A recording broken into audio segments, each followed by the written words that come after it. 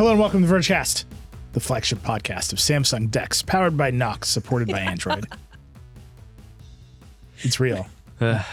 When you turn on a Samsung phone, the logos are out of control. Powered by Knox. I mean, it has always been thus. Powered by Android. Nobody is better at logos than Samsung. It's very good. TouchWiz in there. Hi, I'm your friend Eli. David Pierce is here. Hi, we're in the studio together. This is very exciting. You can just reach over and smack Alex whenever you want. Thank God, honestly. Alex Franz is here. I'm just really excited to hear Eli talk about DeX. It's a full hour of talking about That's DeX. all we're doing today. There's quite a lot. Apple has a surprise event in prime time up against Monday Night Football. That's choice. That's a real thing that's happening. There's some AirPod leaks. There's some price hikes on services, a real theme of our show lately. David wants to talk about 1 year of X. And I believe we're going to put social networks on the Go 90 scale. We are, in fact. It's just going to be incredible. Yes. And then we got a lightning round, including, I would say, the funniest recurring lightning round element of all time, which is Microsoft executives either bemoaning or being proud of the fact that they killed Windows Phone. And the needle just swings back and forth between those two things. Right. The same people every couple of years. It's coming up on the Vergecast. But first, let's talk DeX. Can I just read everyone 2 messages from Slack? Yeah. That Nilay sent at 11:28 a.m. on Tuesday, October 24th. Nilay sends, we have a Vergecast room for all of us that make the show. Nilay just says, also, hello from DeX. And then a moment later, I have paired it to a mechanical keyboard, so that's the worst for everyone in this office. And there are 2 typos in that message. So this is now an important part of my life, is tracking your DeX situation and in general your Ninja Train situation. Yeah. Okay. How are we doing? Here the basic updates. I have a Z Fold 5, a really cool Z Fold 5. It has our D brand skin on it. So that's cool. It does look good. It looks really good. Putting those skins on is not a small amount of work, is a thing I've discovered, but they do look very cool. It looks very cool. Boy, do I dislike this phone. Boy, do I just not like it. And it's not Android. Android's great. Enjoyed Android. Specifically trying to use a folding phone for what I'm trying to do is not good. Are you one of those people who's like really mad about the crease in the middle? No, so I don't mind the crease. Okay. The Z Fold 5, so the Pixel Fold and Z Fold 5 are kind of the same folding display, but they fold in different directions. Yeah. Mm-hmm. So Samsung went with tall, skinny, and Google went with short and wide, the correct way. Yeah. So using this phone when it's closed is ridiculous. It's a TV remote. Yeah. It just really is. Nothing quite works right. And then when you open it, you have to use 2 hands. Yeah. Which is fine. So I'm on the train, I got my tablet, and it jelly scrolls. So the display controller, I think, is on the left. And so I scroll with my finger on the right. So the left side of the screen moves up faster than the right side of the screen. It's super gross. So the text, I can just see it go whoop. Yeah. And I can see it. Dan can't see it. We just argued about this in the office. He's like, I don't know what you're talking about. And I was like, I'm on a roller coaster. I don't like this. It's such a funny thing because this is one of those things with phones that we largely solved. Like back 10 years ago on this show, like I bet if you go back to Vergecasts from like 2013 and 2012, there were a lot of people mad about wonky scrolling stuff on Android phones. And the thing where like you can't scroll and read the text at the same time, which is kind of how I always describe it to people. Yeah. And we're back at this somehow. We're back at, although I will say Neil had just opened his phone and got immensely distracted. The scrolling. So Samsung might be doing something right here. It doesn't have a ringer switch. I didn't open it and like monkey with one UI to turn off the ringer. So that's the phone. So the first part of this where I just roll up on the train, I've got one device. I don't like using this phone. I understand why it's sick as hell. Yeah. Yeah. And in that blissful moment when I've got it open and I'm reading the Google Doc and someone's like, what is that? That rules. Yeah. But then do you get that? Do you get a lot of like people looking over your shoulder being like, whoa, foldable phone? On the train. It's a flashy thing to do to unfold a phone, even in 2023. People have seen them, but you're still just like, whoop. Oh, really, you'd like to see this larger? No problem. Just make eye contact as you do So that part's cool. Ask for your train ticket. You're just like 1 second. Yeah, Let me open up my phone. Yeah, and you're always just kind of like in a fight. Whatever, but that part is fine. Like, it's a phone. It works. It's a good, fast Android Samsung phone. Except I find the display scrolling to be extremely distracting. That might just be me. A noted pixel density enthusiast might just be me. Some people can't see it. Okay, fine. Then you get to DeX. So you roll in the office. You have a USB-C dock and a Bluetooth mechanical keyboard. And I'm just pulling stuff out of our reviews closet. How many keyboards did you go through? Because I kept going in and out of meetings. I'm at the third now. I'm at a Logi MX Mini or whatever it's called. They were just stacking up on your desk. It was not great. And I've got a Razer gaming mouse, like a wired, with like ultra high DPI gaming mouse. like 20 buttons on it. Yeah, there's a lot of buttons on the side, all of which appear to be mapped to something in Android for some reason, which is not great because I'm whatever. So you plug in a USB-C dock, HDMI display, then you get to DeX. And then DeX expert, Dan Seifert. The Dexpert, as we like to call him. Dan the Dexpert. The masthead. He told me that you have to install an app called Good Lock, Okay. which is made by Samsung to ultra customize Samsung One UI. And his characterization of this app is they made this app to get around Google's restrictions. Because they have to ship One UI not too far away from Android. Right, Google because doesn't Samsung for a decade completely lost its mind with software design and tried to shove apps called Milk Music at you. Yes. And Google was like, stop doing that. So now all that stuff is in Good Lock. It's called Good Lock. Is Milk Music in there? Good Lock has 2 tabs at the Do you bottom. think it sounds like Good Luck on purpose, look, where they're just like, here's some stuff. Good luck. It's what it feels like. Look, I know there are extremely hardcore Galaxy fans out there who think I'm crazy for only now discovering Good Lock, and I apologize. I'm just saying this is an app where at the bottom of the screen, the 2 tabs are Makeup and Life Up. Yeah. And then you can install various plugins to One UI. Did you life up? I lifed up a little bit. All right. And I installed the plugin that lets DeX run at 1440p.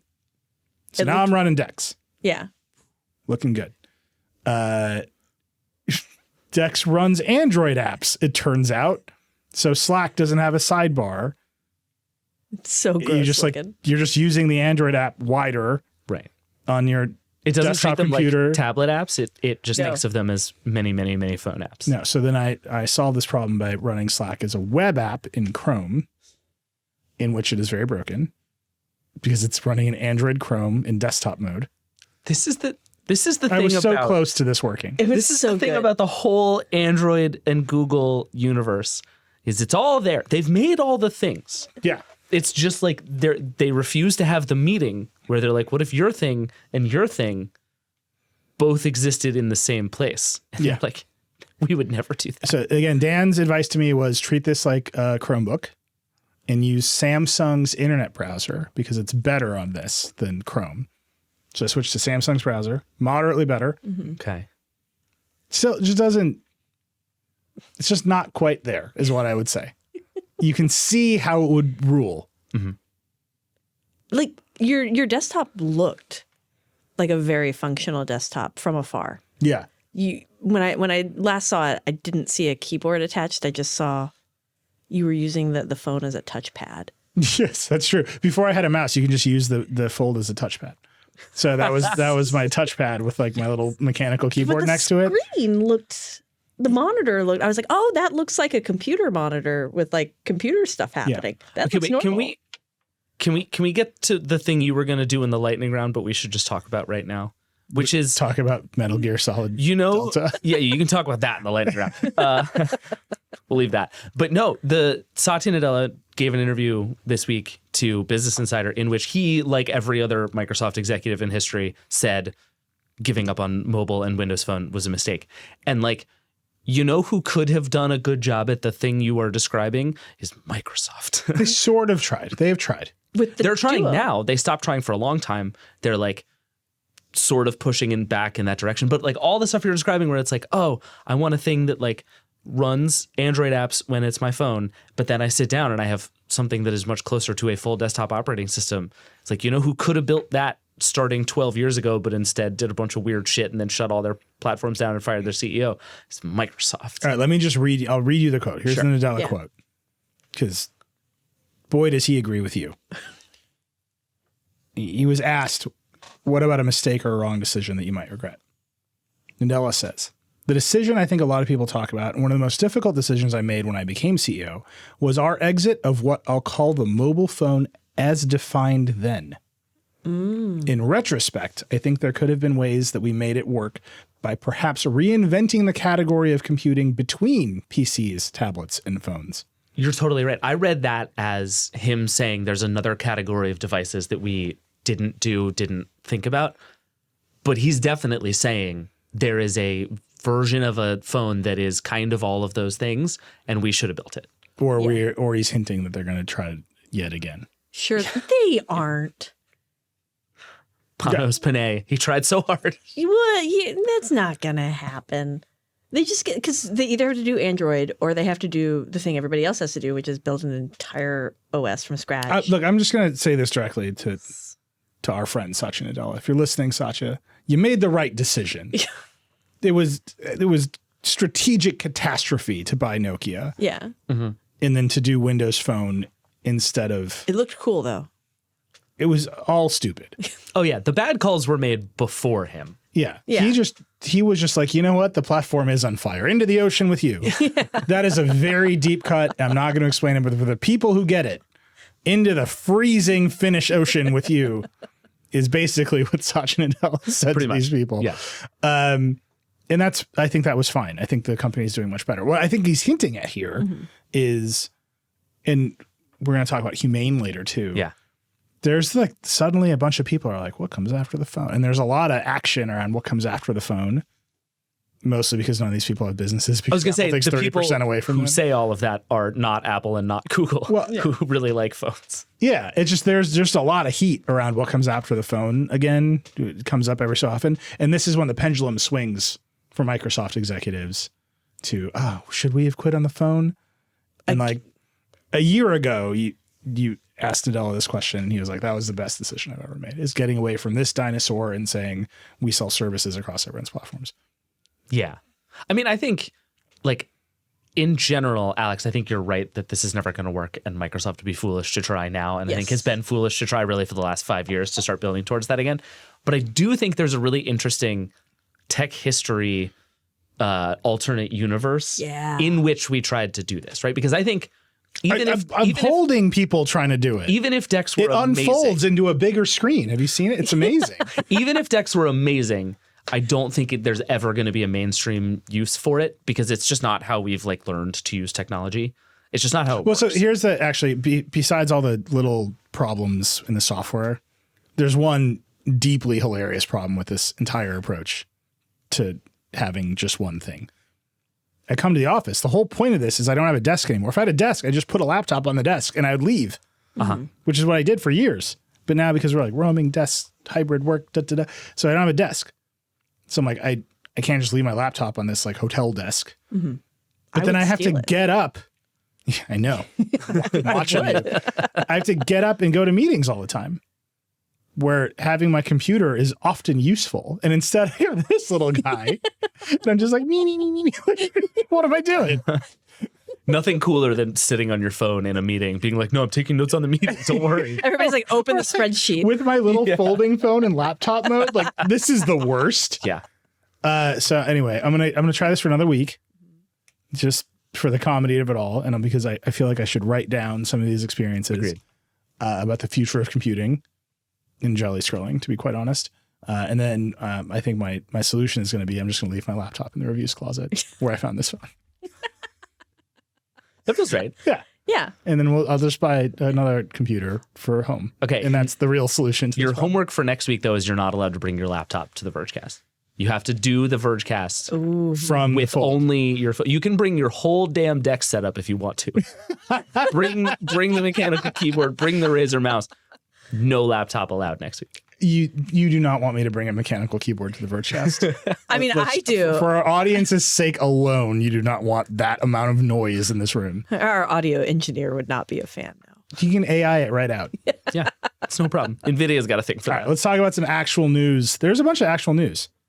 We should start with Apple because there's a bunch of Apple news, including an event. Yep. So there was some rumor build up late last week, early this week that Apple's going to have some Macs. A lot of people didn't believe it because We're the end of the. It's late in the year. it's late in the year. Yeah. Yeah. We have passed the point typically where Apple is commonly going to release products. And there have been some rumors that there were going to be no iPads for the rest of the year and no Macs for the rest of the year.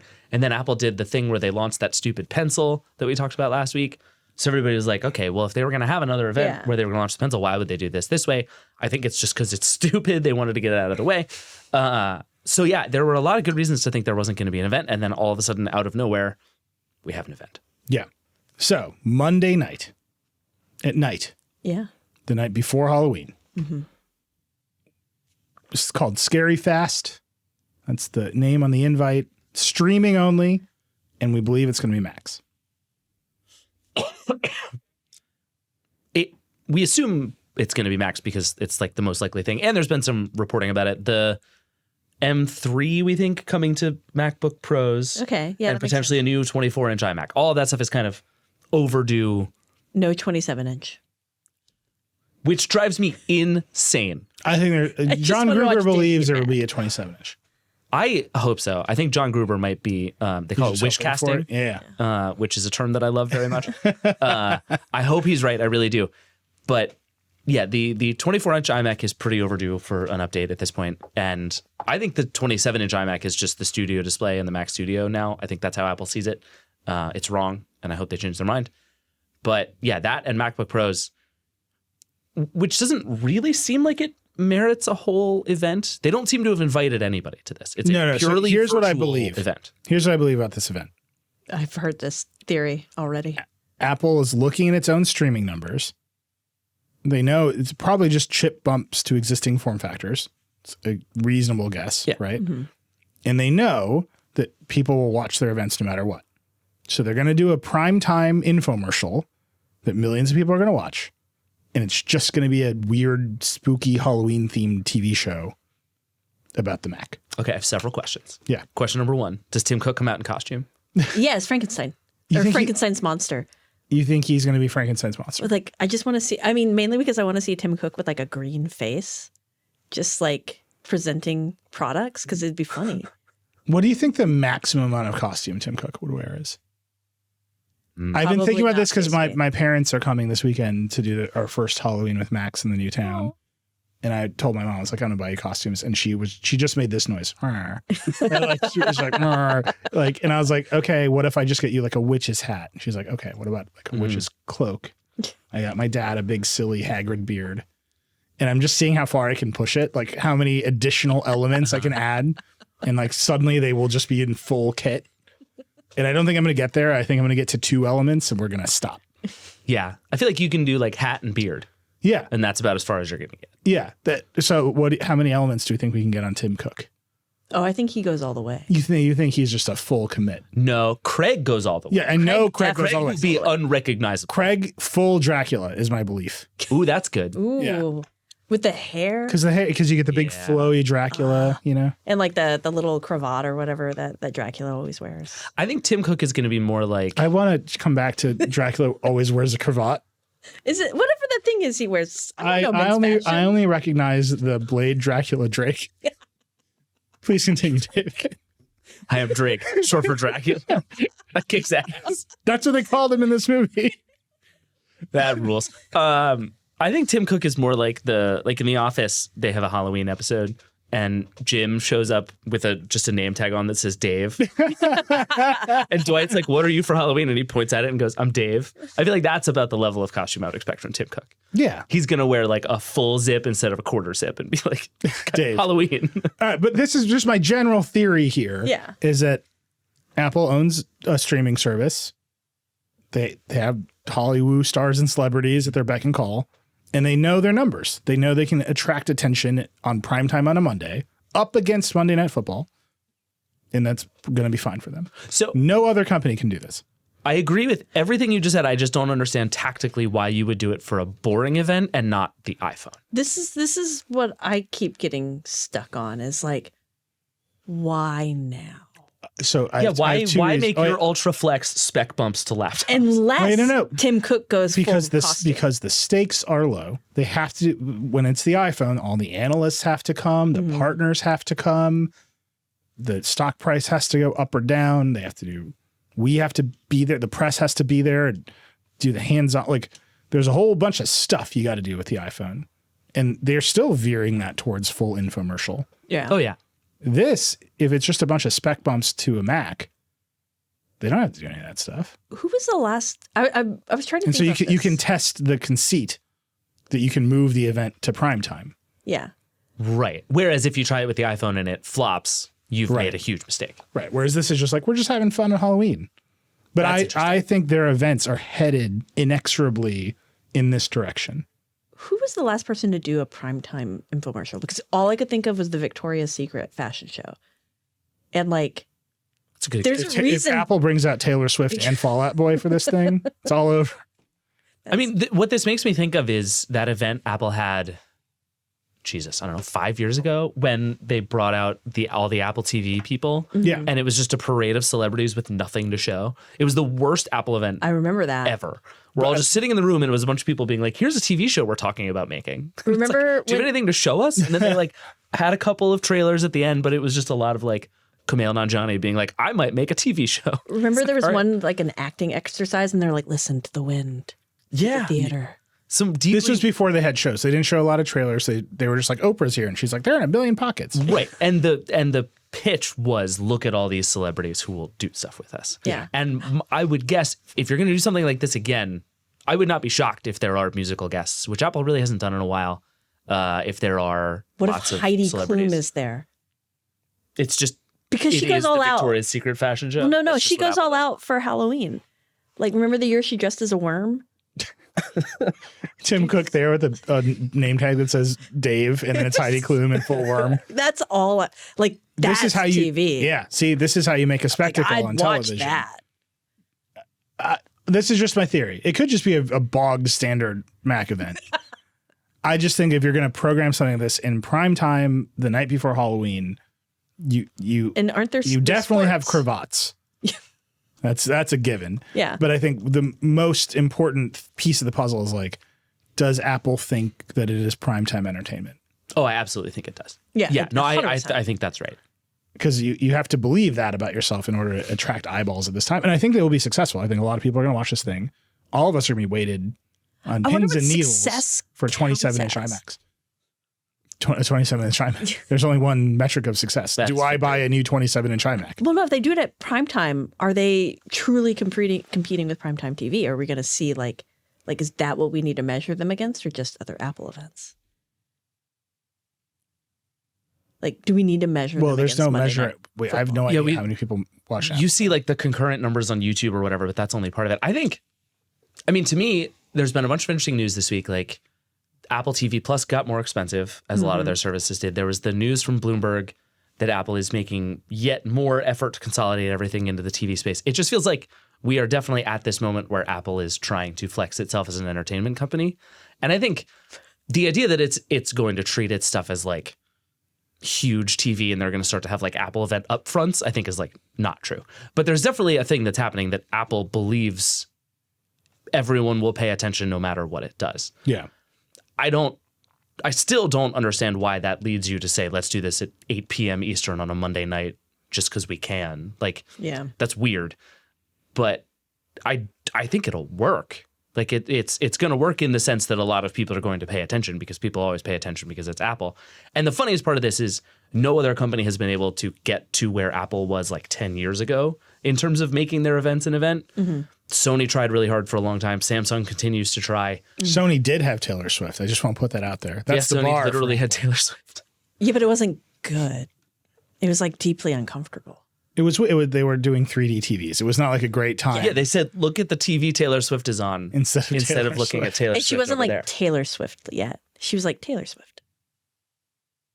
Taylor Swift has always been Taylor Swift. But there was like different degrees. I'm so afraid. I'm There was so like afraid Taylor of this Swift conversation. where I confused her with Jessica Simpson, and that's where she was at then. That feels like a I you want problem. you. I'm worried about your physical safety. I love Taylor Swift. I'm a huge fan of the Eras tour. The cool move for Apple, because it's going against Monday Night Football, would be to bring Taylor Swift and Travis Kelce. That's how you one up Sony. You get them to publicly announce their relationship. So we think it's chip bumps. We're not doing that. No, it's I like this plan better. It's Tim Cook is dressed up as Taylor Swift. And Craig is Travis Kelce. You see what I'm saying? It's a very All right, obvious. well, we move. figured it out. So we think we're getting M3s and MacBook Pros. We think we're getting a 24-inch iMac refresh. Mm-hmm. We'll see. Yeah. We'll see. Then there's some other stuff leaked. Gurman had new AirPods. Apparently the 3rd gen AirPods are not selling well. People are just buying the cheaper, older ones. Because if you're in that middle, why not go all the way to the Pros is basically my feeling. Yeah. I think there are basically two kinds of AirPod buyers right now. There are people who buy the newest Pros because they're the best ones and they're very good. And there are people who buy the thing that goes on sale at Costco. Yep. I am the person who bought them on sale at Costco. I literally could not tell you what generation of AirPods I have. And I don't care because they are AirPods. Right. I don't like the Pros because I don't like the sticking them in the ear canals. That just feels bad in my ears. But I think that's the case now. They have entry-level AirPods and new Pros. And anything in between, I don't know that There's that yet means another kind of buyer. Okay. And I have seen them. It's not Costco. It's the people who buy the knockoff AirPod Maxes at Home Depot, which are just in the middle of the store. At Home Depot? I see people pick these. We bought a new house. I'm at Home Depot every weekend. That's where you live now. It's just like where I'm going. And I watch people walk by this display of knockoff AirPod Maxes at the Home Depot. And they pick up the box and they look at them. And I've seen at least 2 people do like a furtive look around because they know. And then they walk away with the box. How much do they cost? They're like $20. Like David's scrolling through them right now. Okay, I can offer you a pair of $100 skull candies, or I can offer you a $20 pair of Zoomy SoundPlay wireless over-ear headphones. They look exactly like AirPod Maxes. 1997 and do look alarmingly. I'm telling you, on the New York City subways, a lot of people are wearing $20 Home Depot AirPod Maxes. this lady's just vibing. She's having a great time. Neeli, I have great news. They have HD sound for an immersive music experience. I'm just telling you, I think this is a third category. You've got you've got the 2 categories of AirPod buyers. Yeah. And then you have the whatever that looks fine. It looks like the thing that's expensive. And that's why like you go to Walgreens and they just like sell headphones in line and it's like, who buys these? And it's like some people buy them. Yeah. And so I think that the 3rd gen AirPods, like the good ones in the middle, I think Apple expected those to be the big seller. Yeah. But actually you're being squeezed by Home Depot on the bottom. And at the top, people actually give a shit and they're going to buy the best ones. Right. Yeah. No, I think that's right. But I do think it's exciting to see, frankly, Apple like continue to push what AirPods can be. Because it sort of seemed like for the last couple of years, they were just like, well, we won. AirPods are like everywhere. Everybody has them. You either have AirPods or you have the other ones. But the problem is they're now commodified. Yes, exactly. And so I think, and now it's like they're pushing on some of the stuff. I think the new ones supposedly are going to get They're going to have shorter noise stems, cancellation, which is very upsetting if you like to use Bluetooth headphones for audio stuff, like for talking. Yeah, I'd like longer stems. Yeah, I was like, that was the part I was like, no, at my desk. I would like AirPods that are basically like dental headgear that kind of go all the way down around your chin. It's just one piece. Wow. This is a good idea. Get the Ray-Ban Metas. That's What you should. Do they still make neck buds? Those like things that you wore. Oh yeah, you can still get neck buds. That's you, baby. yeah, That's me. the Walgreens not checkout counter. Is where you get those. All right. So that's we don't know when that's happening, but they're coming. Yep. You see them reinventing that lineup because I think wireless earbuds, total commodities now. So Yep. they have to keep pushing them up. Alex, we've been talking about price hikes with you, I think every week now. It's like another you one. throw a dart at the board of streaming services and it's like the price is going up. $9.99 for Apple TV Plus. Seems very high. Yeah, I really enjoy Apple TV Plus. There's one show on it that's one of my top 10 shows of all time. I'll watch it like every 6 months. It's like my Office. I think Apple TV's hit rate is higher than any other streaming service. But it's also got 12 shows. I mean, No, it's got more now. it's got more now. But I disagree that its hit rate is higher. Really? I think it has hits, which is unlike other streaming services. is this because you watch the Octavia Spencer show and it's not very good? Most of the show, that's what I mean. They make a lot of brilliantly produced, excellent looking nothing. See. Yeah, See. A show in which if you just go look at the Reddit for the show See, starring Jason Momoa, the most common question in that Reddit is, can they see? Because the show is not committed to its own conceit. It's complicated, guys. It just depends on which character you're talking about. But it is beautiful. It's beautiful, yeah. Yeah. But Are you looking at the Reddit? No. No, I'm looking at I I honestly, I stand by this. Like, there are very few disaster shows on Apple That's TV+. true. That's true. There are everything on there, with the exception of the morning show, which is full, honest to God garbage. No, it's Wow. it's a soap opera. It is so soap opera, so melodramatic that like we know where Reese Witherspoon was on January 6th. But like, That's a spoiler. I'm so sorry. it's just like, what if you spent all the money in the world to make a soap opera? Yes. That's why I love it. I'm like, wow, we're finally getting prestige soap operas. But yeah, the prices are $10 a month is hard to stomach. Especially one of our commenters after we put the story up just broke it down by percentages. And Apple TV is going up about 43%. Wow. Apple Arcade is 40%. Apple News is 30%. Overall average is 37%. Do you feel like you want to be like? Does it feel like you're getting 37% more service? Can I get a 37% raise? Gotta maintain all No, your subs. only if you're bundled with 3 other people. To me, what's very obvious here is Apple is trying to get everybody to subscribe to Apple One. Yeah, no, you can see it. Yeah. The Apple One is only going up $5. Apple Right. One Premier for families is going up $5. And if you use Apple Arcade and Apple TV Plus, that's that price right there. Done.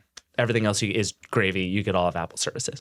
Like, it's so transparently a better deal to be on Apple One than to be on some other mismatch of their services. Only became a better deal like with this Like right now. Yeah. Because I was actually trying to switch over to Apple One like 2 or 3 weeks ago, and I did all the math, and I was like, well, I don't use some of this stuff, so I'm not going to do this. Yeah, if you use News Plus and Fitness and all of that stuff, it's been a better deal for a while. But right now, it's like if you use 2 things, It's a much it's better a better deal. Yeah. Now I'm really I have to mad. say, there's no way anyone should pay $12.99 a month for Apple News Plus. No, that's absurd. Someone out there is doing it. I mean, it's Tim Cook. Well, Someone I think else it's just besides coming. Tim is It's got to be coming in the bundle, but as an a la carte subscription, unless you are extremely committed to reading PDFs of stereo review, which I am, that's a bad deal. Yeah. Like, that's so expensive. That's more than the TV service. Yeah. And you get paywalled news, which is good. Yay for money for the news industry. But there are not very many people for whom that's going to be worth $13 a month. Just don't see it. Right. And so that now we're just like fully in the bundle. Yeah. Yeah.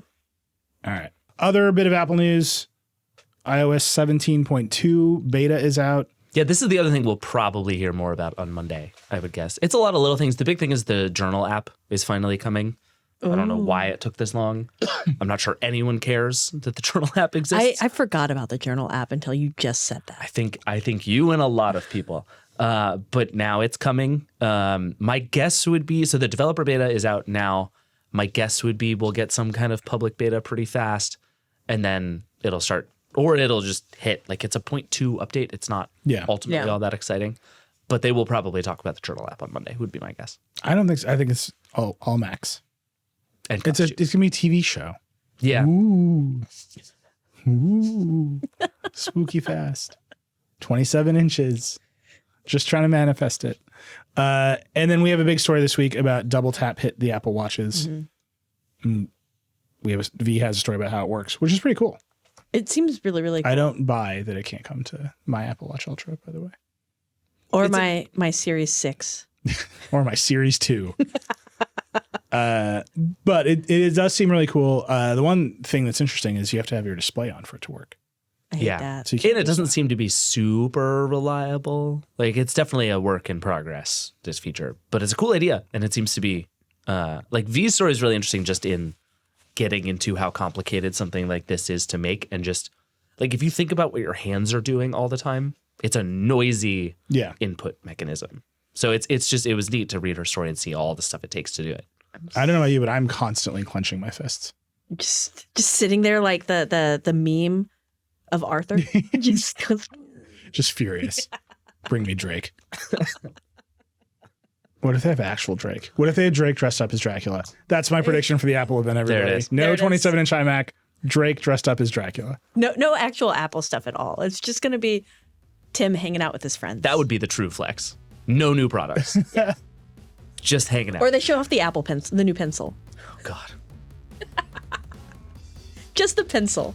Death first. All right, we got to take a break. We're going to come back, and David's going to execute this idea of putting social networks on the Go 90 scale. We'll be right back. All right, we're back on the Vergecast, the show that we make every week. We may have just been watching Blade Trinity. I'm still thinking about Blade Trinity. It's a great movie. It's a really good movie. No. I mean, it's a watchable movie. It's a movie. It's a movie you will have a good time watching, but you probably won't like earnestly recommend to another person. Yeah, so you're just one of those people who really likes bad things. Yes. I like it when a But bad like because they're bad. Yeah. You're like, I'm glad that this is terrible and exists. No, it's bad. It's bad in the right way. Right, Like it's a well-made bad movie. it's entertaining. It's just not good. Like the morning show. No, see, I disagree with every part of that about the morning show. Yeah. There are some things that are like bad and sloppy and ill-considered and not coherent. Every Blade Lifetime Trinity movie. is like, they had an idea and they executed the hell out of that idea. And it just wasn't a good idea. Right. All right, yeah, that I can appreciate. Yeah. Right? Like Yeah. you executed your whole vision perfectly. Yeah. And you shouldn't have. There's not a frame of Blade Trinity where they weren't like, this Right. isn't exactly what I wanted. You just should have wanted something else. Yeah. It should have just gone a different way. Understood. All right, David, this is your baby. Okay, so And I believe a listener has requested that we do this. this was specifically requested. Okay. It's been a year. As you're listening to this on Friday, it has been exactly 1 year since the Elon Musk acquisition of Twitter was made final. Obviously, Twitter is no longer, both literally and metaphorically, it's dead. We've had a year full of new ideas about social. We've had a year of like would be coming and going. We've had a lot of change. We've been talking about it a lot. And so I think what we haven't done a lot of, over the last year, is just talk about Twitter as a product. Like we've talked a lot about the machinations of the company and all the weird stuff going on. But like, is it still a good, vibrant, thriving, potentially successful social platform? And it seems like a good time to check in on all of the other ones that are trying to be this thing, of which there are an alarming number. Yeah. But Made an some of these up. increasingly smaller number. Spoiler alert for what we're about to get to. So what I figured we should do first is just like, let's do the state of Twitter a little bit. A year after Elon Musk got it, took it over. I actually don't think this is going to take very long because I don't think it's a particularly complicated opinion to have anymore. I think if we'd had this debate 3 months ago, reasonable people could disagree about the vibrancy of Twitter or X or whatever you want to call it. I think at this point, it is pretty much undeniable and unavoidable that it is a worse platform and a dying one. Yeah, but there's a lot of jackasses in the world that really like to use X. Sure. And so they're like what I want is it to be at an 80. But I think the jackass factor brings it down to like a 45 or a 50. All right. Well, let's get to the scale in a sec. Okay, sorry. Because first, I got excited. Eli's going to have to give us a speech about what the Go 90 scale is. Sorry, and then we have to do I a got bunch excited. of disclosures. I have to remind a bunch of people what Go 90 is. It's going to be a whole thing. Yeah. Okay. But I think like at this point, I do think the question of is X going to continue to be around for a long time is separate than is it vibrant and cool and useful and like is it culturally relevant in the way that it was? Very different. I already feel like it is drastically less culturally relevant than it was even 12 months ago. Yes, 100%. Yeah. No, without question. And there's a way to measure it. Twitter was never very big. Right. It was always the smallest of the social companies. It was a bad business. I will once again issue our disclaimer that criticism of X under Elon Musk is in no way praise of Twitter under Jack Dorsey. It was a badly run company. And again, they sold it because they didn't have any ideas on how to make it that valuable. Clown car and a gold mine. Yep. That's the Zuckerberg quote about Twitter. So bad company, but outsized influence in the media, in sports, in politics. I mean, the joke for years that cable news was just hosts reading tweets to each other. Yeah. Which was not untrue for a very long time. That I don't see anywhere. Yeah, it's gone. So the notion that you could solve every problem by tweeting or create vastly more problems by tweeting is gone. Like it's just that's sort of over. in a big and important and probably healthy way. Yeah. Is there even a Twitter person of the day anymore? You know, that person everybody would dunk on? It's Elon Musk. That's what just he. the eternal. That's what he spent the money. That's such an interesting point. For so long, You just there knew was a random always person. like the main character of Twitter, and everybody would be talking about it, and then you would forget about them. Like the bird watching woman is always the first one that comes to mind. It's just Elon every day. It's just Elon every day. The reach of his tweets has dramatically increased. Yeah, because he said, make my tweets. Sure. And if I bought Twitter, I would do the same thing. But then recently, apparently, it's gone down. Did you see this? He tweeted something in a reply, which is how he tweets a lot, and his stuff gets huge reach because he's Elon Musk and on and on. But then at one point, I might get this slightly wrong, but I think he quote tweeted his own tweet onto his timeline saying, bringing this to my main timeline so that it gets more reach. Yes. And it's like, that. even Elon can't get the view counts anymore. And yeah, it just, I don't know. I don't think we need to like dwell on this forever, but there's just nothing about that product that feels like it has gotten better in 12 months. And there was like a relationship between Twitter's size and its influence that kept it relevant. Yeah. Because it was never its size that made it relevant. Yeah. Like TikTok is very relevant because it is huge. And everybody uses it. And everyone uses it, but it's still pretty insular. Like your average TikTok trend does not break into the mainstream too much. Everybody's going to be doing that slip slide soon. Just you wait. Out on the streets. Oh, I've seen it with the Skippy dance. Yeah. It's a lot. Yeah. I tried to do it. Don't do it. You'll die. Did you try to do it? In my house. Tell us more. I'm at As far the as I got. point in my golden years here where I look at something, I'm like, that's a young man's game. I'm in my midlife crisis phase. You're like, I'm still like, I'm skipping. going to try. But no, TikTok is really fascinating just in that way because the phenomena are large, Yeah. but they are contained. Yeah. And the whole user base does not see everything by definition. And so TikTok itself has a lot of cultural import, but individual things that are happening on TikTok are pretty siloed. Twitter was just like, all of Twitter will now look at this. Right. We'll talk about this. We'll be Together. engaged with this. And that for too long, that thing was COVID. Right. But like it was the driving force of a lot of that debate, even at like massive worldwide influence. And now Twitter, even if it keeps the users, the influence is gone. Right. Yeah. And that's the danger. And so the advertisers are leaving. We've seen reported the users are fleeing. And I think Elon's sort of like raging against it. He's just trying to like scream his way out of it, but online, so it's not as aggressive. Yeah. I mean, look, he took Twitter and he turned it into Parler.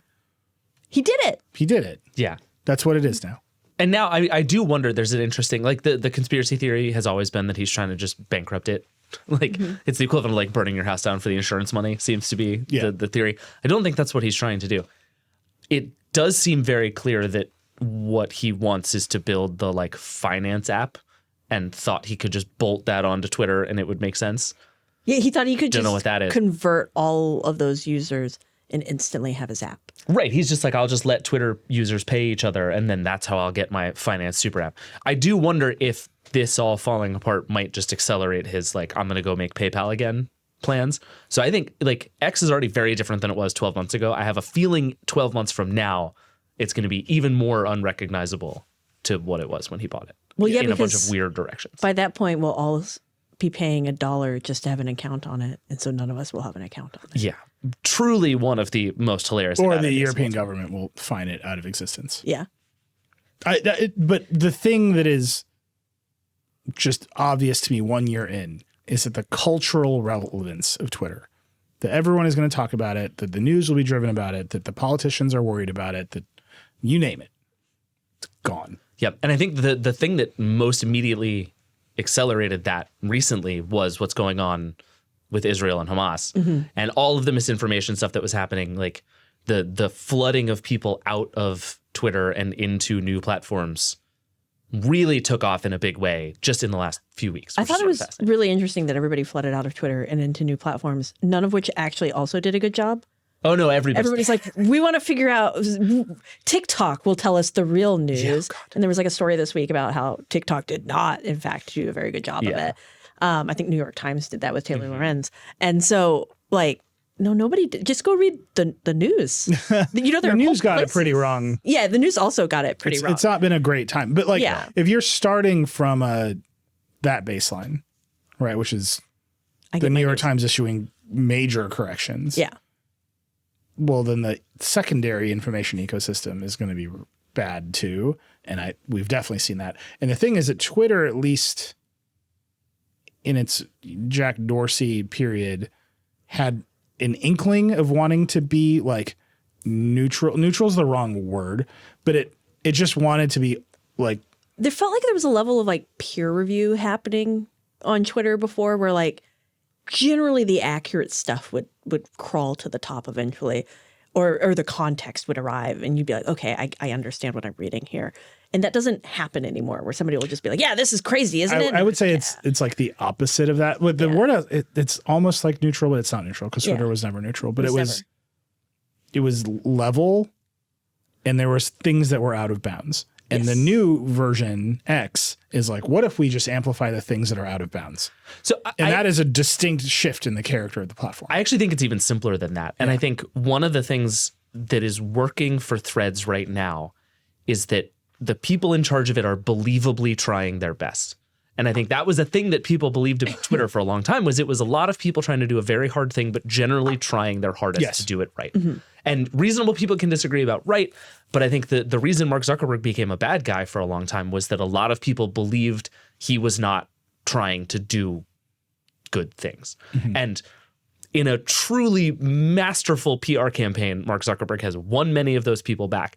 But I think the masterful PR campaign, by the way, is making Adam compete with Elon Musk. No, it's make Adam Mosseri the face of this product. Oh, absolutely. And I think Adam Mosseri and the team running Threads has done a really good job of being out there and being present and appearing at least to be trying hard to do the right thing. And it's very clear now that the leadership at X is not interested in what the right thing is. And so it just changes the feeling that you get from being here. Like, I am no longer in good hands. And that feels bad. Yeah. Which is weird because these products at scale, all of them have the same incentives, which is to increase engagement and be sticky. Right. But you see Adam constantly try to thread the needle on, is there news here or not? And his answer is like, I really don't want there to be, and people are going to do it anyway, but we're going to show you other happy stuff. Right. Zuckerberg this week on their earnings call said there should be a text-based social network of 1 billion people that is more positive. And so you see them, they're actively trying to make it so you can't talk about Israel and Hamas. You definitely cannot talk about COVID, which again, I think is a defining moment in the Twitter. Yep. This is the thing that broke Twitter the most. We'll see if the other platforms survive. But that thing where all of the influential people are using one platform and it's crazy and you can just yell at them directly, which was a delight, is gone. Yep. I do not think it is ever coming back. And I think that's okay. I think that is easily for the best. I agree. So, which is a good segue to our next bit, which is all of the would-be successors. Nilay, will you explain the Go90 scale? All right. So Verizon started a video streaming service called Go90. They were early to the idea of starting a doom streaming service. Credit to Verizon. We profiled it. You can read that story. But eventually, like all streaming services, it died. It went 90. So the scale is the Go90 scale of doom streaming services, which we are repurposing here for Twitter clones. But the Go90 scale of doom streaming services is 0 is alive, 0 is alive, and then you can go 90. You can go 90. And you can die. Right. Like Go90. You fall over and die. I encourage you to read the story about Go90. Ben Popper wrote it. It's a lot of telecom executives thinking they understand teenagers. I understand that you could join a video crew on Go90, my friends. I just feel like the minute someone came out of a meeting and was like, we've decided to call it Go90, whoever that person's boss was should have been like, never mind, we're not doing a streaming service. Yeah. Like, we're out. But okay, so that's the scale. Let's just start with X. It's a good balancing point to start with. Where do we think, again, remember, this is between fully alive, crushing it, totally vibrant, and like full dead. Yeah. Like end of platform, gonna be gone. Where do we feel like X is? Okay. I said it earlier, but I think it's going to be at 80. Like that's where it should be. But I think it has such a high, like kind of jackass quotient on the platform right now that it's more like a 50 to 45 at the moment. Yeah, I would say 45. It's at a 45. Yeah. Right dab in the middle. Yeah. For a lot of people, it's an 80.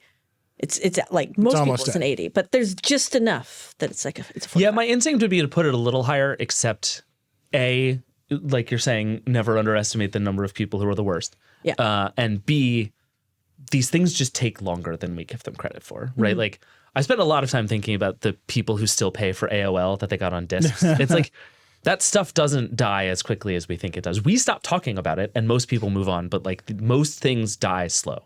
Yeah. And I think Twitter has begun what is probably like the inexorable slow death, but it has not died. So I think that's right. 45, somewhere in the 45 range feels about right. Yeah.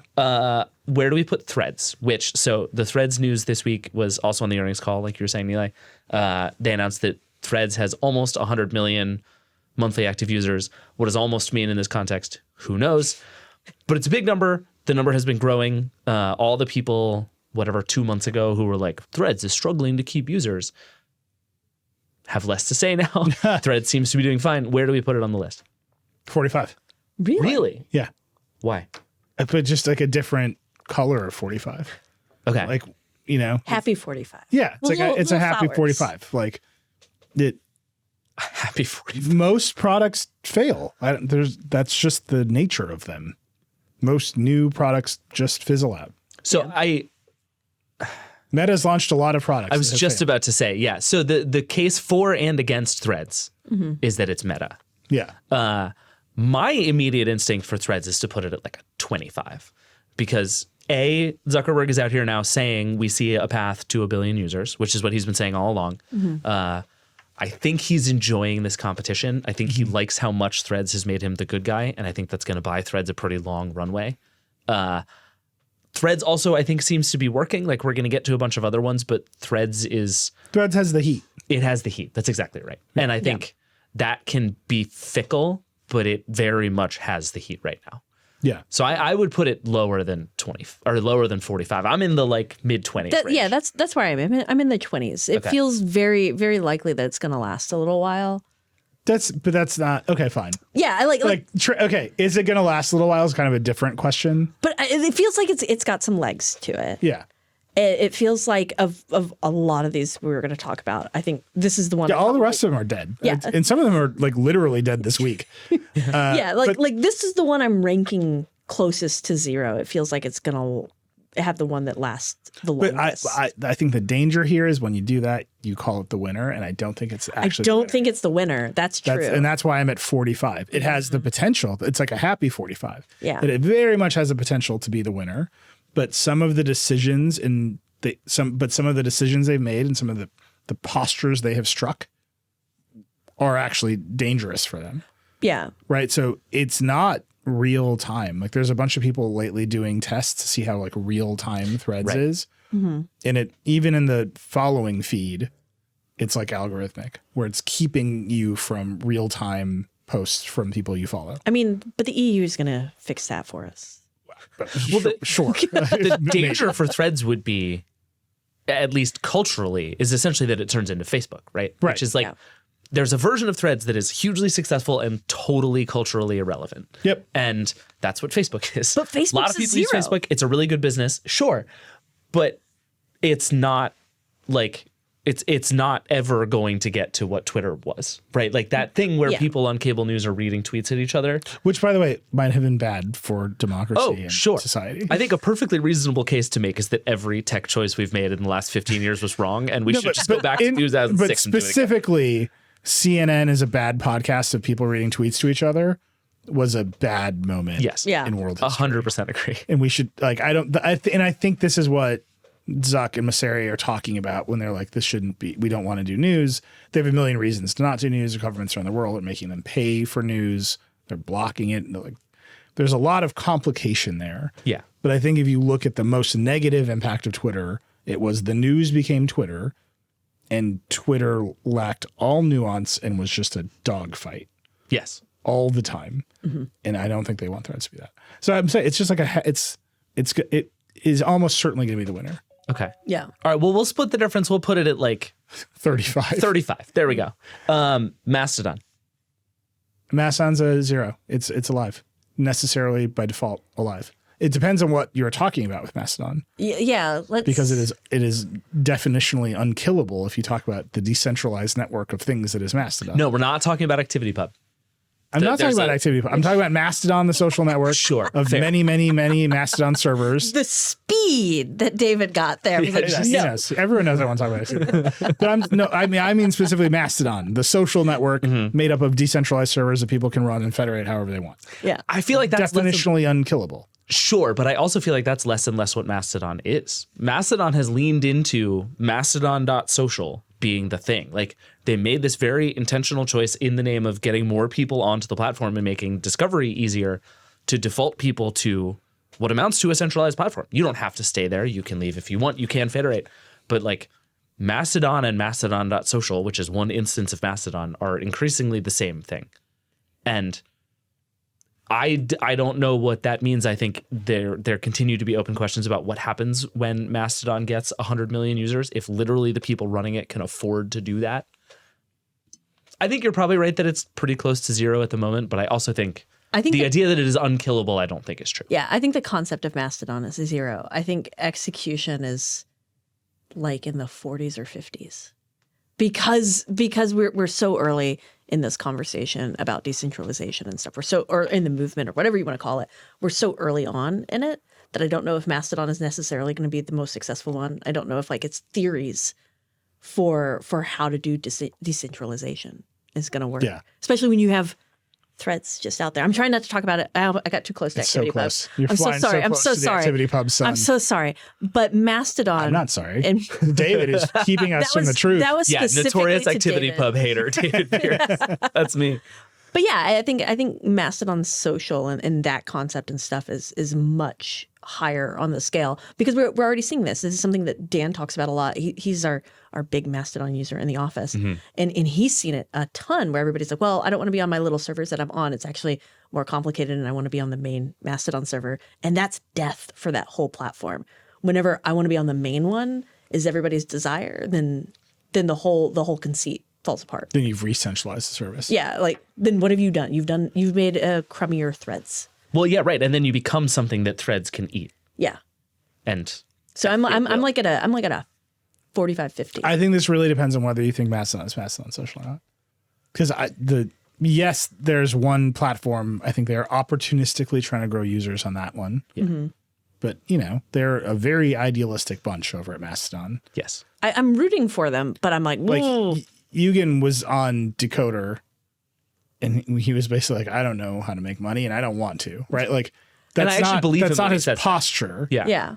And I think he just wants to grow the service because there's an opportunity to grow the service.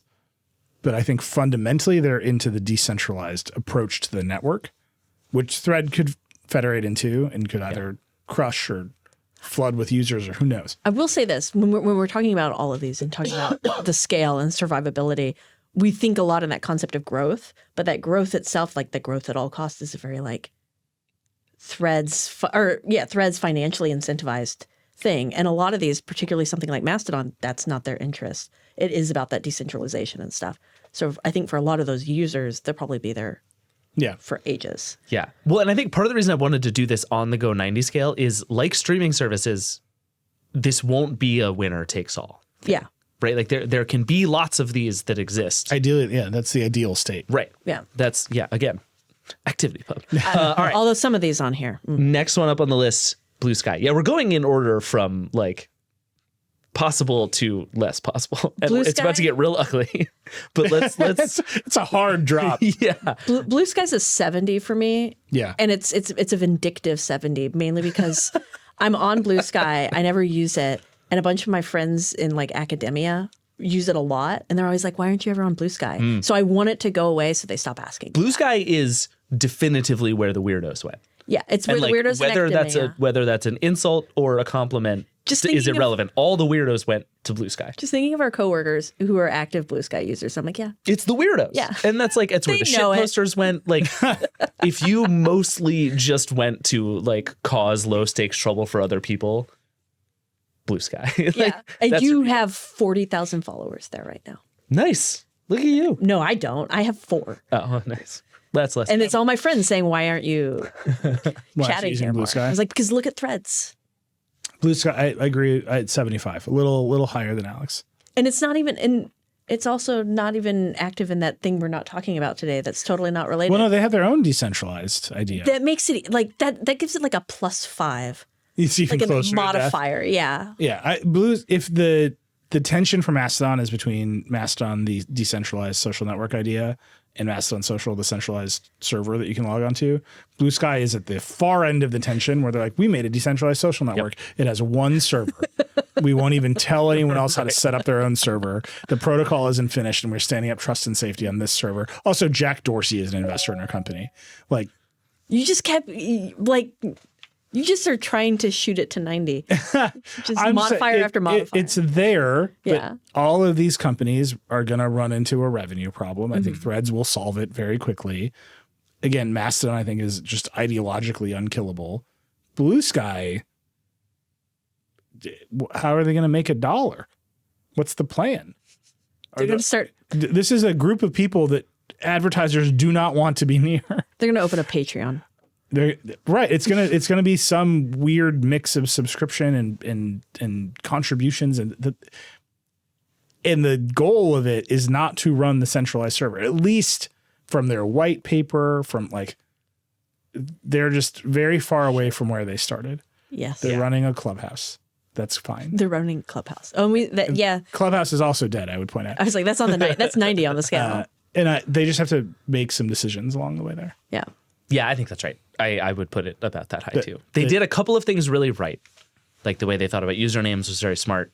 Yeah. They had some nifty ideas about custom timelines that I continue to think is very cool. But I think they're going to end up having the legacy of being like friend feed, right? Where they're like, we had a bunch of ideas before the products took off, and they're going to be like, we did that first, right? Like, everybody's like, oh, they invented the news feed, and there's like some developer out there who's like, actually, it was me first. And everybody's like, well, I don't care because Facebook destroyed you.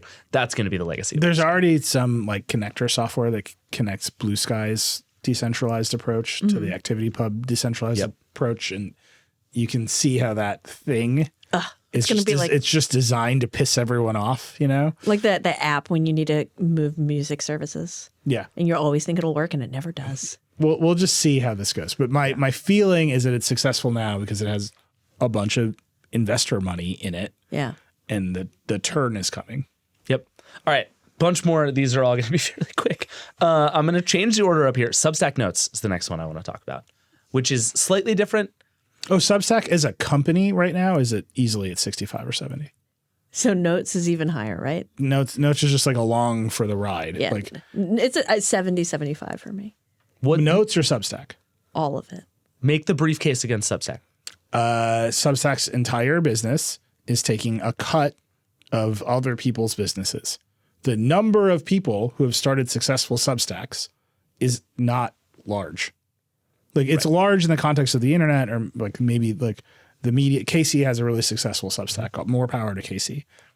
They're taking 10% of his revenue. This is a business that is founded on whales. Mm-hmm.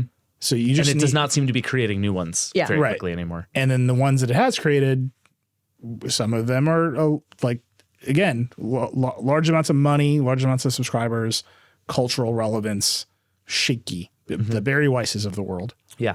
Andrew Sullivans of the world. I came up as an Andrew Sullivan reader in the 90s. Yep. Fine, right? But they've got a handful of those that are making a bunch of money. They're taking a huge amount. You take 10% out of Andrew Sullivan. Yeah. Or Heather Cox Richardson or Barry Weiss, the top of the charts at Substack. You're taking an awful lot of money from those people to send emails. To just what you're doing. That's the service you are providing. They are not bringing new customers onto the platform. Most new subscribers on Substacks are subscribers to other Substacks. Yep. The recommendations thing seems to have worked. So they're just moving. They're taking more money out of the existing Substack base and not bringing new people onto Substack. Never mind. I'm at 80 now. And then in April, they are hitting up retail investors for cash in like a pre-public round of investment. They won't release all the numbers, but we know Substack had negative revenue last year. It's just like Substack is in a place where the next thing they have to do is introduce advertising to the platform because they need a big new source of revenue to make that go, because they can't convince millions upon millions of more new people to pay them. And I know people are going to say that I'm biased against Substack because I had Chris Best on Decoder and I yelled at him about not moderating Substack notes. Whatever you think of that, I'm looking at the math of their business. Yeah. And I'm saying there's a cliff coming, and that's why you're hitting up retail investors for cash with negative revenue. Yeah. Like that's, however you think about the trust and safety function of Substack notes, when you're in that position and you're charging your most popular creators the most money to send emails, eventually one of them is going to wake up and say, I wonder how much MailChimp costs. Yeah, there's other services or they can. WordPress. Yeah. Yeah, there's so much free stuff that they can go and do this on, and it just doesn't seem. Yeah, it's bad. I agree. All right, so we're all in agreement on that one. I'm just gonna read you a bunch, and I want you to tell me if any of these are not at least an 85, and then after that we can go to break. I have Pebble, which is objectively a 90. It died. I didn't even R.I.P. Pebble. know what Pebble was. It was called T2 for a minute because they just straight up were like, this is the new Twitter. And then it was Pebble.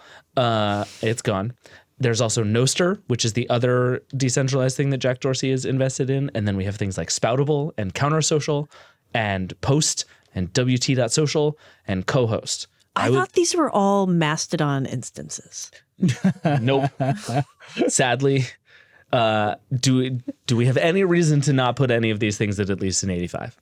I want to put WT Social at a 0 just because I think it's funny. It's I going want to to root live. for it. Just pick something I'm to rooting believe for in. you, WT You got to believe in Social. something. Yeah, it's my Tinkerbell. So they all have the same problem. Wow, Alex. They all have the same problem. Yeah, it's not users. It's not technology. Yeah. It's how are you going to make money? Yeah. What's your plan? Let's say you have 100 of the world's most dedicated Spoutable users. Spoutable has 100 people who are logged onto it, and they have 24 hours a day of user engagement from its 100 people. What's the plan? Is it charge them money? They go make flower crowns. I just think all these have a sort of blinkered view of what it would take to replace Twitter. Which So is does Mastodon. you just need a place to post. We didn't levy that against Mastodon. It's true of Mastodon too. But Mastodon, first of all, as a company, is like 2 people funded by a government grant in Europe. Sure. And 1 contractor who manages billing. You should go listen to that episode of Decoder. No, that's real. Yeah. I was like, what's your org chart? And he's like, well, there's me and Claire. And that's like the whole company. So they're and obviously they have server costs, and I'm sure they're going to grow in different ways. Yeah. But as a company, this is just a social experiment. I think if you're WT.social, you might believe you're a company. Yeah, if you believe hard enough, it could be a 0. And I think if your company is modeled after Twitter, a notoriously poorly run company, you've just got some problems coming your way. Yeah. And I think the cold start problem of how do I get a network effect or how do I get a bunch of users is actually, and they're all trying to compete on weird ideas about what people had a problem with on Twitter. And I think they all missed the fact that a lot of people liked how dramatic Twitter was. Or at least couldn't look away from it. Yeah. Right. Like it had that car crash appeal. Yeah. It's like, what if we made Twitter without car crashes? And it's like, yeah, no one's I nothing to want look at anymore. my Twitter person of the day. Yeah. I love telling people who don't use Twitter about it, and they're just like, okay. Yeah. Anyway, here's what's going on with my kids. Did you see Kevin Durant tweeted, I'm on Threads with a burner, come find me. No way. And it's like, that's what people are here for. Like, I respect that. he's not tweeting, I'm on WT Social with a burner. Wait. Like, So this is Threads to lose, basically. Like nobody has won this yet, but it very much feels like the next 12 months are Threads to screw up. yeah. And I would put it, just the mirror image is it's a negative 45 for Twitter and it's a positive 45 for Threads. But it's about to be an election year. Yeah. A lot of weird stuff is going to start happening on these platforms.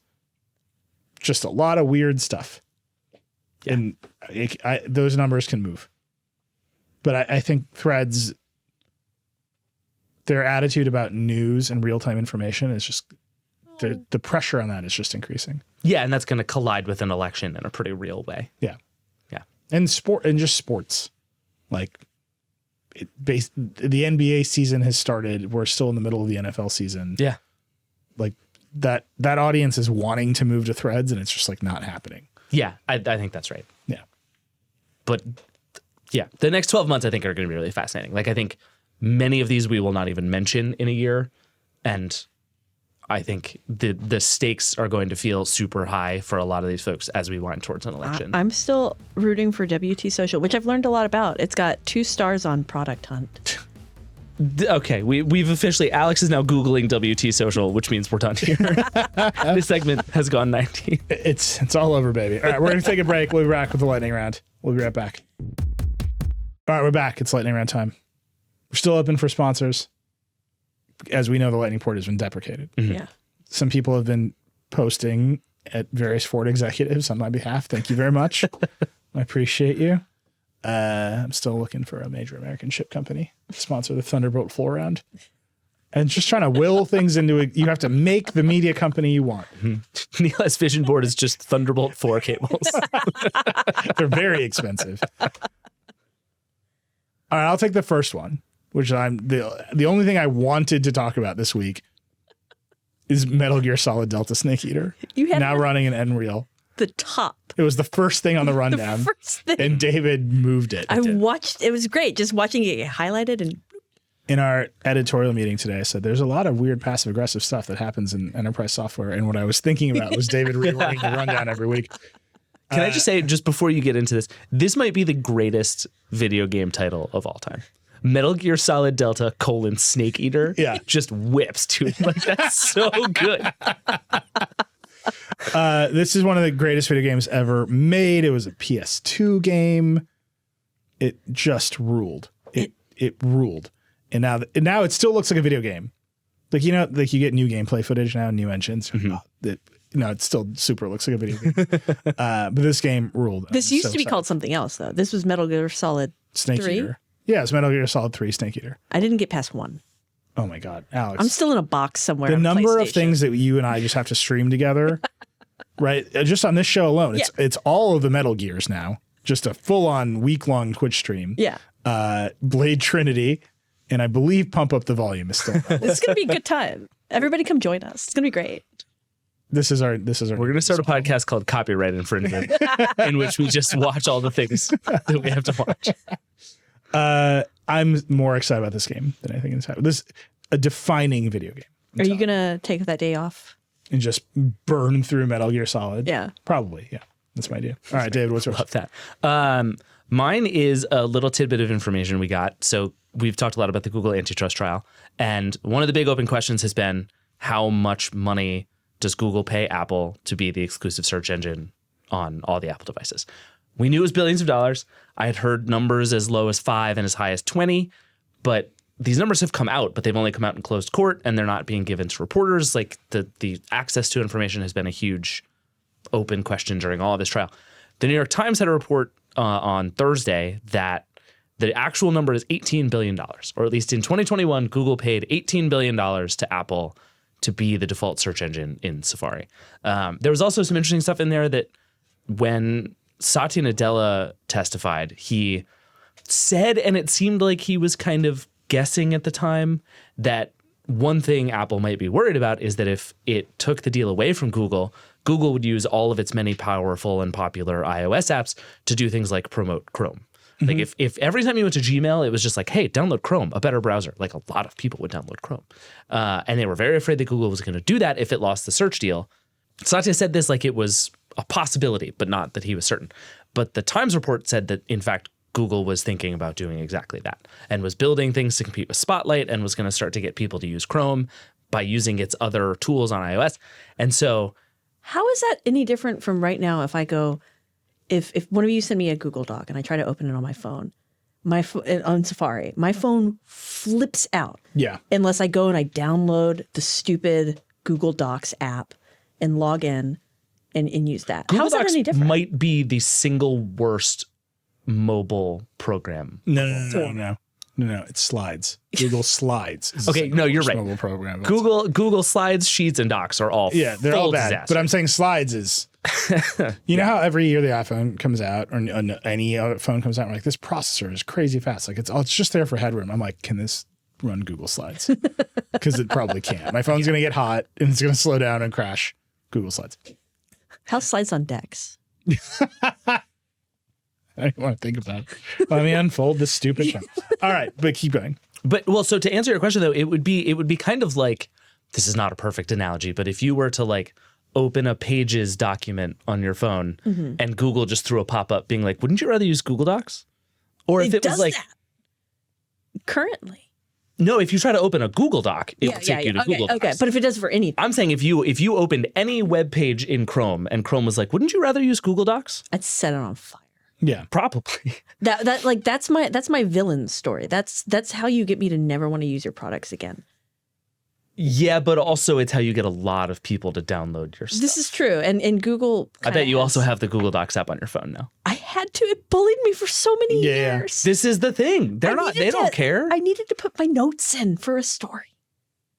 On the train. This is the thing, right? And if you're Google and you can say stay logged into YouTube in the YouTube app by logging into Chrome.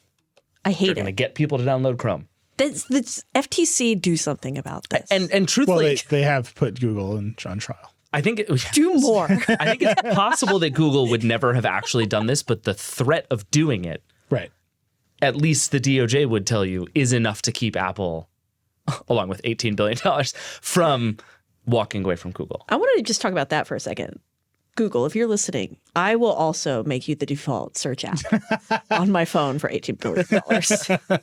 I'm here for you. Yeah. So it's interesting. The context of this is fascinating. So in Europe, Digital Services Act is in force.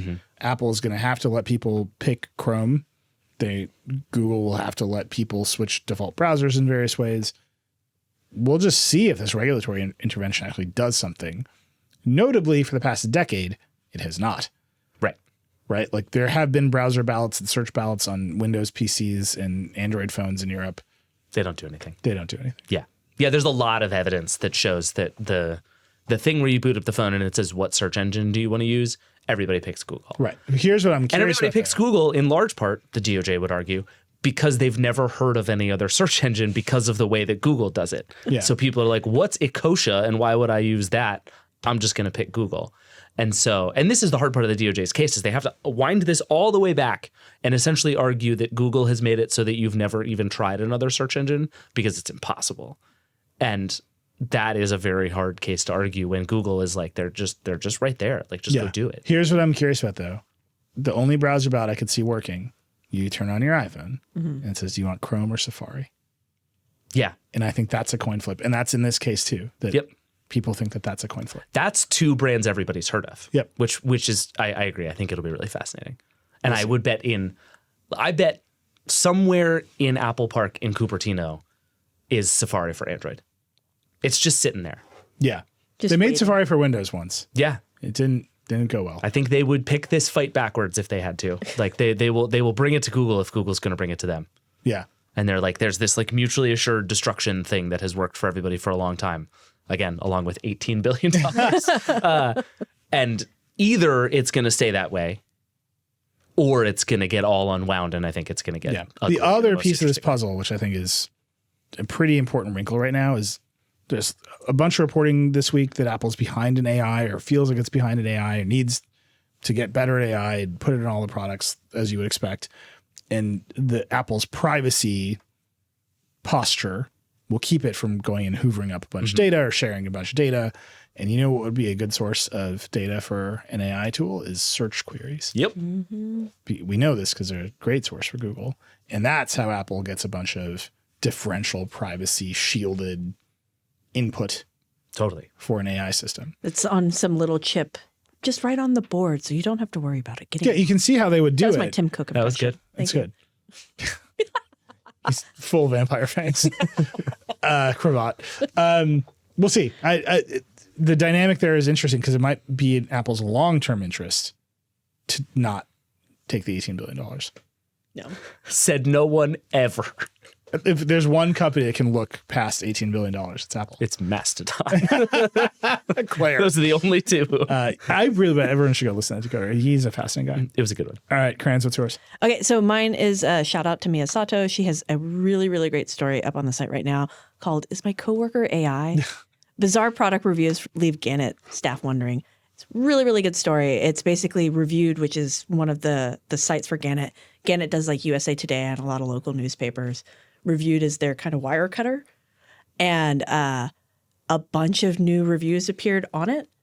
And everybody's like, I didn't write that. And then when they went and they looked up the people, a lot of them didn't seem to exist.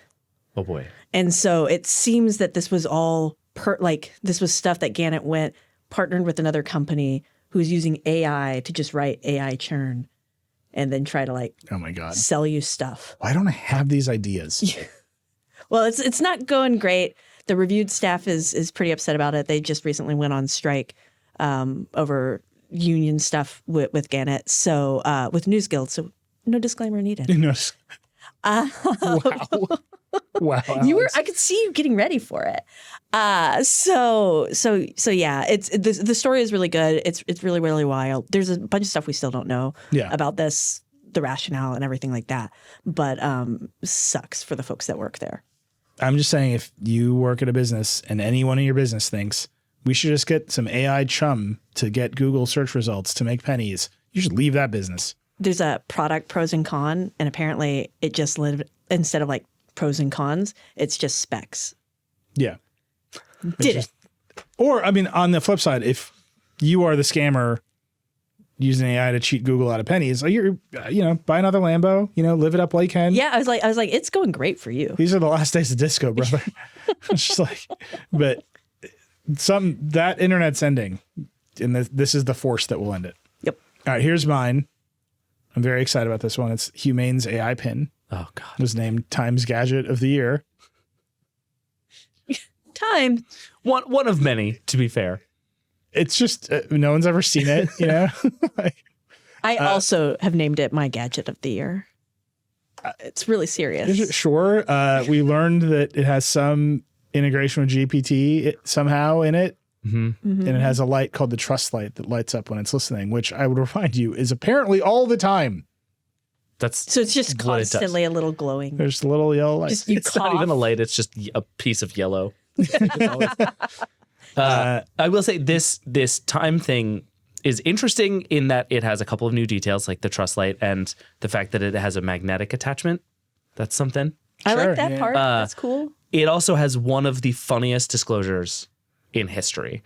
So again, you're putting an unannounced product that really no one knows anything about on your best inventions of 2023 list. Bold strategy. And then it says at the end, investors in Humane include Time co-chairs and owners Mark and Lynn Benioff. Yep. It's just a tough look. Disclosure is our brand. We love a disclosure. That's a tough one. This product you've never seen, it's so sick. It's funded by my boss. You're going to love it. Best inventions of 2023.